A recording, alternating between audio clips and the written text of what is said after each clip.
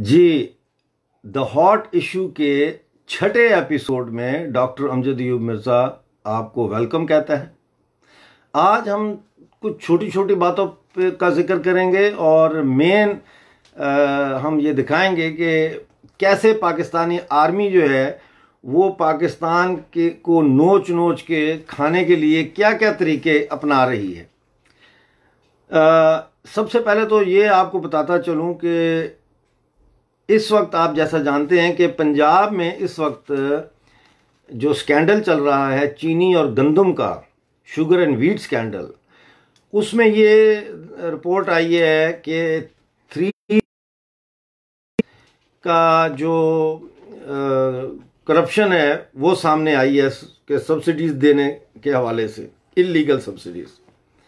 अभी ये केस चल रहा है तो पंजाब के जो फ्लोर मिल मालकान हैं वो इतने अंदाज़ा लगा लें कि ढीठ हैं कि उन्होंने 20 किलो आटे के थैले पर 70 रुपये फी थैला उसकी प्राइस को और बढ़ा दिया कल। तो यानी कि उनको कोई फ़र्क नहीं पड़ता कि केस चल रहे हैं या नहीं चल रहे हैं या करप्शन का कि वो उसमें आएंगे या नेट में नहीं आएंगे। वो अपना प्रॉफिट मार्जिन जो है उसको कंटिन्यूसली बढ़ाने के लिए लोगों की जेबों से पैसा निकालने के नित नए जो ढंग हैं वो इजाद कर रहे हैं। दूसरी जो अहम खबर है, मैंने आपको याद होगा कल कहा था कि ये जो 900 इन्होंने तालिबान रिलीज़ किए हैं अफ़गान गवर्नमेंट ने, ये तालिबान नहीं है, बल्कि इनको कैदी नहीं कहना चाहिए, प्रिजनर नहीं कहना चाहिए, बल्कि ये 900 सुसाइड बॉम्बर्स रिलीज़ किए हैं। तो साबित यही हुआ क्योंकि कल थर्सडे को जब 3 दिन की ईद की सीज़ फायर ख़त्म होती है तो परवान के सूबे में तालिबान ने एक हमला करके अफ़गानिस्तान की फ़ौजी चौकी पर, मिलिट्री चेक पोस्ट पर हमला किया, चेक पोस्ट को आग लगाई। तो उसके नतीजे में 14 अफ़गान फ़ौजी हलाक हो गए हैं, या आप कह सकते हैं शहीद हो गए हैं, और उनमें से 5 जो है वो चेक पोस्ट के अंदर, चूँकि आग लगा दी उन्होंने चेक पोस्ट को, वो बाहर नहीं निकल सके, वो बेचारे 5 अंदर जल के मर गए। तो टोटल जो है वो 14 अफ़गान फोर्सेस के लोग जो है वो इसमें उनकी जान गई। अब मैं आता हूँ नेशनल फाइनेंस कमीशन अवार्ड की तरफ। National finance commission award basically Pakistan में वो ये डिसाइड करता है कि जो टैक्सेस हैं उनको कैसे फेडरल गवर्नमेंट और प्रोविंसेस में डिस्ट्रीब्यूट किया जाएगा। Excuse me. और ये जब ब्रिटिश राज था यहाँ, उस वक्त ब्रिटिश जो थे वो जो इनकम टैक्स होता था वो अपने पास रखते थे, सेंटर के पास, और जो सेल्स टैक्स होता था वो प्रोविंसेस अपने पास रखते थे, और उससे वो अपने काम काज चलाते थे। कोई डेवलपमेंट करनी है या फौज की तरह है या जो भी करना है, वो अपना खर्चा पूरा करते थे इससे। और 1948 में गवर्नमेंट ऑफ पाकिस्तान ने ये किया कि जो इनकम टैक्स है वो तो कलेक्ट कर रहे थे सारा, लेकिन सेल्स टैक्स जो है उन्होंने 50% प्रोविंसेस का जो सेल्स टैक्स था वो भी लेना शुरू कर दिया, और बाद में 100% सेल्स टैक्स लेना शुरू कर दिया। और फिर उन्होंने इस तरह से एक पूल बनाया, और फिर उस पूल के ज़रिए वो डिसाइड करते थे भाई किस प्रोविंस को हम क्या दें क्या दें। अच्छा, मैं ये चाहूँगा कि आप दोस्त जो देख रहे हैं, मेरे दोस्त, वो प्लीज़ शेयर भी करें इस प्रोग्राम को ताकि ज़्यादा से ज़्यादा लोग आएँ। 1951 में जर्मी राइजमैन एक ब्रिटिश थे जिन्होंने पाकिस्तान का नेशनल फाइनेंस कमीशन हेड किया। उन्होंने ये कहा कि 100% सेल्स टैक्स और 50% इनकम टैक्स भी प्रोविंसेस को रखने की इजाज़त दी जाए अगर वाकई डेवलपमेंट करनी है हमने।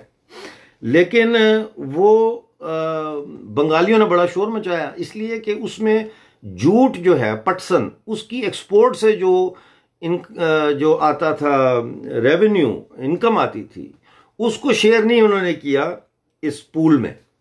तो उनको बड़ा था कि जी ये हमारा जो हिस्सा है वो कहाँ है। बाद में यही चीज़ें जाके बंगाली नेशनलिज्म के इकोनॉमिक एस्पेक्ट्स में डोमिनेट किया है इन्होंने, उस आर्गूमेंट को कि हमें नया देश क्यों चाहिए पाकिस्तान से अलग। 1955 में 1 यूनिट इम्पोज कर दिया।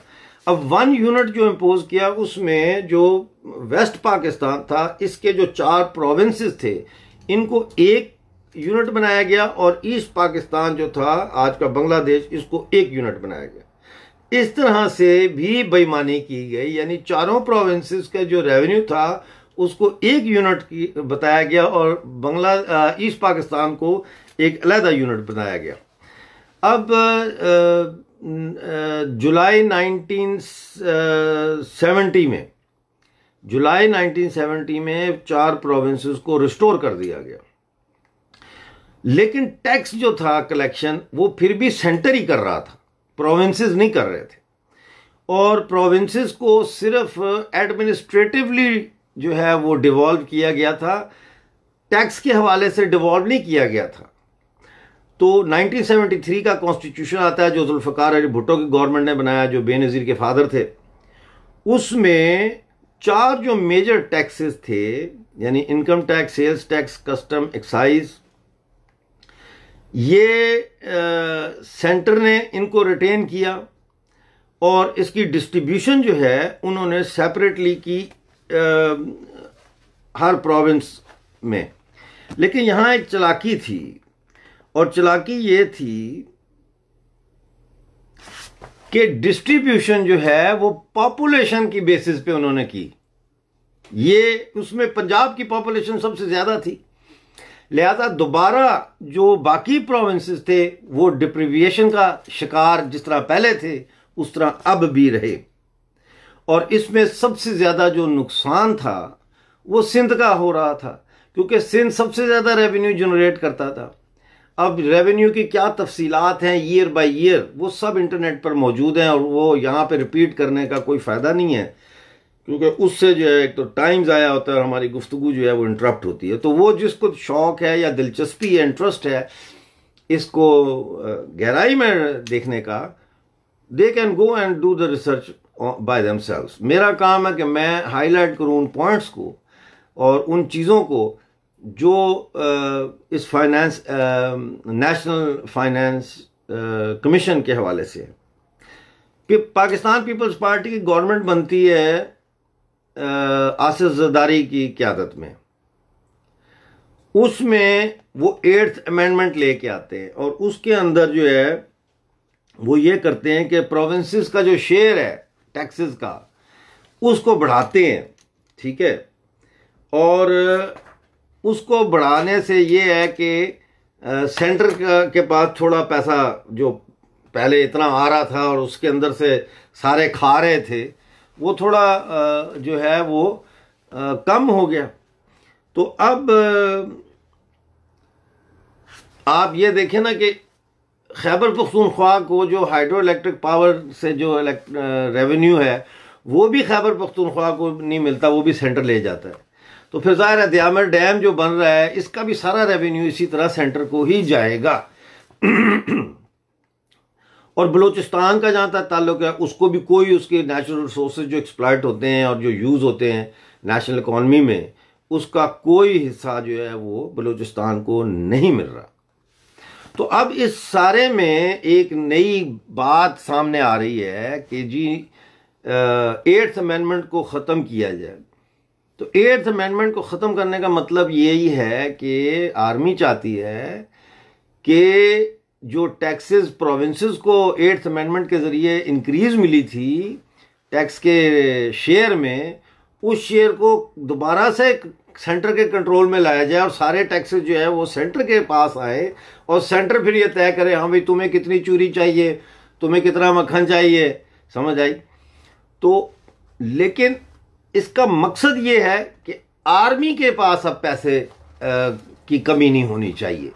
आर्मी की जो लूट खसूट है, उनकी जो तनख्वाहों में वो कह रहे हैं अगले बजट में इजाफा करें, और उनके जो पर्क्स हैं, जो मराहत हैं उनकी, उनमें कमी नहीं आनी चाहिए। इसलिए 8th अमेंडमेंट को ये ख़त्म करना चाहते हैं।